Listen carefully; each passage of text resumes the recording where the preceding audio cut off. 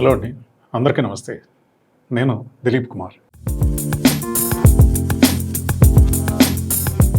ఈరోజు rain water harvesting pit అనేది ఎక్కడ ప్రొవైడ్ చేసుకోవాలి, అలాగే మన ఇంటి ఆవరణలో కురిసినటువంటి ఈ వర్షం తాలూకు రెయిన్ వాటర్ని మనం ఎలా క్యాప్చర్ చేసి అండర్ గ్రౌండ్ సోర్స్ కింద దాన్ని కన్వర్ట్ చేసుకునే వీలు ఉంటుంది అనే విషయాన్ని కూడా తెలుసుకునే ప్రయత్నం చేద్దాం. యాక్చువల్గా మనం ఇంతకుముందు చెప్పుకున్నాము, all around the building flooring అనేది వేసినప్పుడు ఎలా మనము స్లోప్స్ మెయింటైన్ చేసుకుని ఆ యొక్క రెయిన్ వాటర్ని ఎలా మనము ఒకవైపు నుంచి ఇంటికి బయటికి డైవర్ట్ చేసే విధంగా మనం ప్లాన్ చేసుకోవాలి అనే విషయాన్ని గురించి తెలుసుకున్నాం కొంతవరకు. అలాగే ఈ మిగతా అదర్ పార్ట్లోకి వచ్చేసరికి కూడా ఇప్పుడు మన ఫ్రంట్ సైడ్ సెట్ బ్యాక్ అనేది 2 మీటర్స్ కనుక తీసుకున్నట్లయితే అంటే 6.5 ఫీట్ అవుతుంది. అందులో ఆ యొక్క స్పేస్లో మనకి కార్ పార్కింగ్ కోసం కావాల్సినటువంటి ర్యాంప్ ప్రొవైడ్ చేసుకున్న తర్వాత రెస్ట్ ఆఫ్ ది ఏరియాలో మన యొక్క యూటిలిటీకి అనుగుణంగా చూసుకుని అక్కడ కూడా కొంతవరకు మనము గ్రీనరీ కోసం కొంత ప్లేస్ని మనం వదిలిపెట్టే అవకాశం మనకు ఉంటుంది.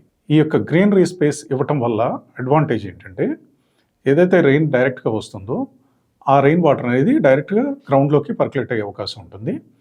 సో ఆ గ్రౌండ్ నుంచి అబ్జార్బ్ చేసుకుని మనకు సబ్సాయిల్ వాటర్ అనేది రైజ్ అయ్యే అవకాశం ఉంటుంది. సో నవేడేస్ ఏంటంటే, ఇప్పుడు మొత్తం మన యొక్క సరౌండింగ్స్లో కూడా అంత కాంక్రీట్ ఎక్కువగా వినియోగించడం జరుగుతుంది కనుక మ్యాక్సిమం ఏరియా అనేది కాంక్రీట్ తోటి కవర్ అయిపోతుంది.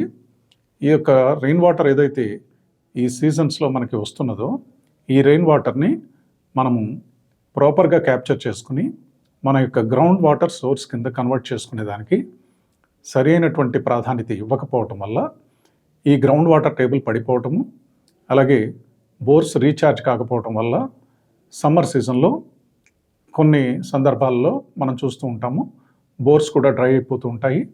అలాగే బయట నుంచి వాటర్ ట్యాంక్స్ ద్వారా మనం వాటర్ తెప్పించుకుని ఆ వాటర్ని మన యొక్క గృహ అవసరాల కోసం వినియోగించుకునేటువంటి ఆవశ్యకత కూడా మనం చూస్తున్నాం.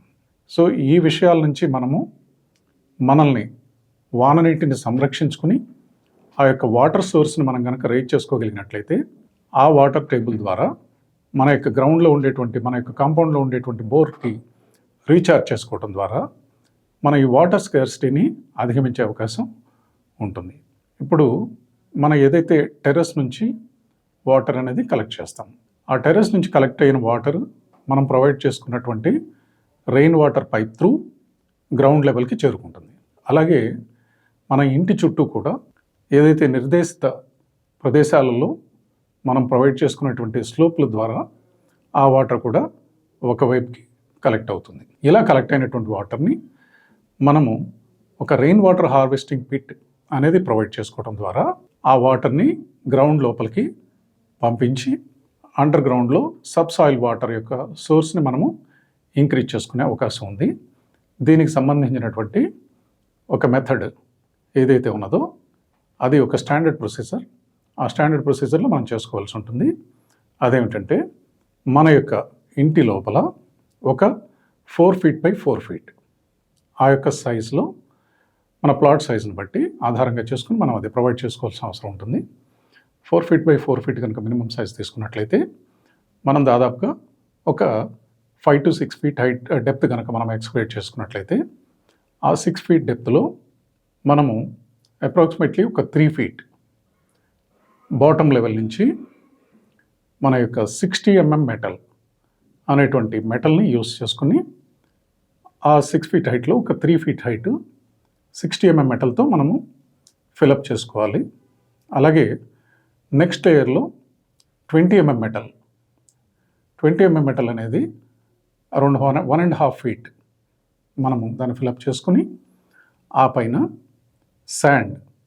శాండ్ కూడా మనం ఇంకొక 1.5 feet కనుక ఫిల్ చేసుకున్నట్లయితే ఈ యొక్క రెయిన్ వాటర్ ఏదైతే మనం పైనుంచి కలెక్ట్ చేసుకుంటున్నామో ఈ రెయిన్ వాటర్ పైప్ని మనము ఆ యొక్క హార్వెస్టింగ్ పిట్ ఏరియాకు కనుక కనెక్ట్ చేసినట్లయితే ఆ ప్రదేశంలో ఏదైతే రెయిన్ వాటర్ కలెక్ట్ అవుతుందో ఆ వాటర్ మొత్తం ఆ యొక్క రెయిన్ వాటర్ హార్వెస్టింగ్ పిట్ మనం ప్రొవైడ్ చేసుకున్నటువంటి ప్రదేశానికి వెళ్ళేటట్టుగా డైరెక్ట్ చేసుకోవాలి.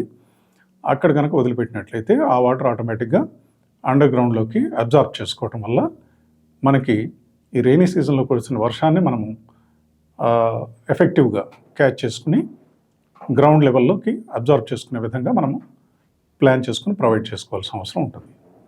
అలాగే దీని నిర్వహణ కూడా చాలా ఇంపార్టెంట్. ఏదైతే మనం రెయిన్ వాటర్ హార్వెస్టింగ్ పిట్ అనేది ప్రొవైడ్ చేసుకుంటామో, ఇప్పుడు నేను చెప్పిన సైజ్ అనేది కొన్ని ప్రత్యేకమైన ప్లాట్స్కి, అంటే చిన్న సైజ్ ప్లాట్లకి వర్తించే విధంగా ఉంటుంది. దీనికి సంబంధించినటువంటి ఒక స్టాండర్డ్ ప్యాటర్న్ డయాగ్రామ్ అనేది మనం హౌస్ యొక్క పర్మిషన్ ప్లాన్ తీసుకున్నప్పుడే రెయిన్ వాటర్ హార్వెస్టింగ్ పిట్ కంపల్సరీగా ప్రొవైడ్ చేయవలసిన ఒక మ్యాండేట్ అనేది మన యొక్క అప్రూవ్డ్ ప్లాన్లో వాళ్ళు మెన్షన్ చేసి ఇవ్వడం జరుగుతుంది. ఏదైతే సంబంధిత శాఖ నుంచి మనం పర్మిషన్ తీసుకుంటామో, గ్రామ పంచాయతీల్లో అయితే అంత స్పెసిఫిక్గా వాళ్ళు మెన్షన్ చేయకపోవచ్చు, కానీ బట్ మున్సిపాలిటీస్ కానీ అలాగే అంతకన్నా హైయర్ లెవెల్ అథారిటీస్ కానీ మనకు కనుక ఇల్లు కట్టుకునే దానికి పర్మిషన్ ఇచ్చినట్లయితే వారు దానిలో స్పెసిఫిక్గా మనకి ఏ సైజులో ఇంకుడు గుంతల నిర్మాణం ఎలా చేయాలి, రెయిన్ వాటర్ హార్వెస్టింగ్ పిట్ అనేది ఏ సైజులో ఎలాంటి స్టాండర్డ్స్లో చేయాలి అనేది వాళ్ళు క్లియర్గా మనకు ఒక డయాగ్రామ్ ద్వారా స్పెసిఫై చేస్తారు. ఆ డయాగ్రామ్ అనేది అన్ని ప్లాట్లలోనూ వర్తించదు. ఒక సర్టెన్ సైజ్ ఆఫ్ ది ప్లాట్కి మాత్రం ఆ డయాగ్రామ్ని మనము వర్తింపచేసే అవకాశం ఉంటుంది.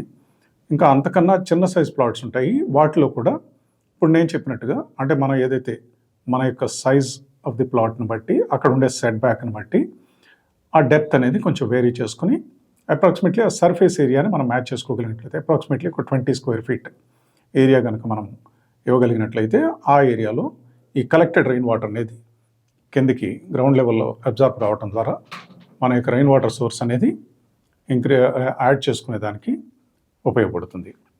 అలాగే ఇప్పుడు ఇంత సైజ్ కూడా మనం ప్రొవైడ్ చేయలేని పరిస్థితులు కనుక్కున్నట్లయితే మన యొక్క బోర్వెల్ ఎక్కడైతే ఉన్నదో ఆ బోర్వెల్కు సమీపంగా ఉండే ప్రదేశంలో ఆ యొక్క రెయిన్ వాటర్ హార్వెస్టింగ్ ప్రొవిజన్ కనుక మనం ఇచ్చుకున్నట్లయితే ఇది ఈ బోర్వెల్కు డైరెక్ట్గా రీఛార్జ్గా ఉపయోగపడుతుంది. మనకి చాలా వరకు ఇది ఎఫెక్టివ్గా పనిచేసే అవకాశం అనేది ఉంటుంది. ఇది పెద్ద పెద్ద ప్లాట్లు కనుక్కున్నట్లయితే అలాంటి ప్రదేశాల్లో మనం కాంక్రీట్తో కానీ లేదా పేవర్ బ్లాక్స్తో కానీ కవర్ చేసే ఏరియా తక్కువ ఉంటుంది. గ్రౌండ్ ఏరియా అనేది ఓపెన్ గ్రౌండ్ ఏరియా ఎక్కువ ఉంటుంది. ఆ ప్రదేశంలో మనము గ్రీనరీ, ల్యాండ్స్కేపింగ్ అలాంటి పద్ధతుల ద్వారా దాని బ్యూటిఫికేషన్ అనేది చేసుకుంటాము. సో అక్కడ రెయిన్ వాటర్ డైరెక్ట్గా పడినప్పుడు కానీ అలాగే వర్షం ద్వారా వచ్చినటువంటి నీరు కానీ ఆ యొక్క ప్రదేశాల్లో డైరెక్ట్గా సబ్సాయిల్లోకి వెళ్ళటం వల్ల ఆ సబ్సాయిల్ త్రూ మనకి అండర్ గ్రౌండ్ వాటర్ టేబుల్ అనేది రేజ్ అయ్యే అవకాశం ఉంటుంది. ఇలాంటి విషయాలని మనం కొంచెం జాగ్రత్తగా గమనించుకుంటూ మనకి రైనీ సీజన్లో వచ్చేటువంటి వాటర్ని మనం కనుక సేవ్ చేసుకుని ఆ వాటర్ని కనుక మనము ప్రాధాన్యత క్రమంలో మన యొక్క హార్వెస్టింగ్ పిట్ ద్వారా అండర్ గ్రౌండ్ టేబుల్ పెంచేదానికి మనం కనుక ప్లాన్ చేసుకున్నట్లయితే తరువాత సీజన్లలో డ్యూ టు స్కార్సిటీ మన యొక్క బోర్స్ డ్రై అయిపోయి మనం బయట నుంచి వాటర్ ట్యాంక్స్ కొనుక్కుని దాని ద్వారా ఏదైతే ఖర్చు మనకు పెరుగుతుందో దాని నుంచి తప్పించుకునేందుకు అవకాశం ఉంటుంది. ఆ యొక్క ఖర్చును తగ్గించుకుని మన యొక్క నిర్వహణ అనేది ఈజీగా చేసుకోగలిగే అవకాశం మనకి వీలవుతుంది. మరిన్ని విషయాలు మరో వీడియోలో మనం తెలుసుకునే ప్రయత్నం చేద్దాం.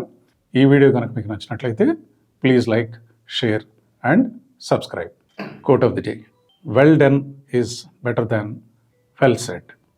Thanks for watching.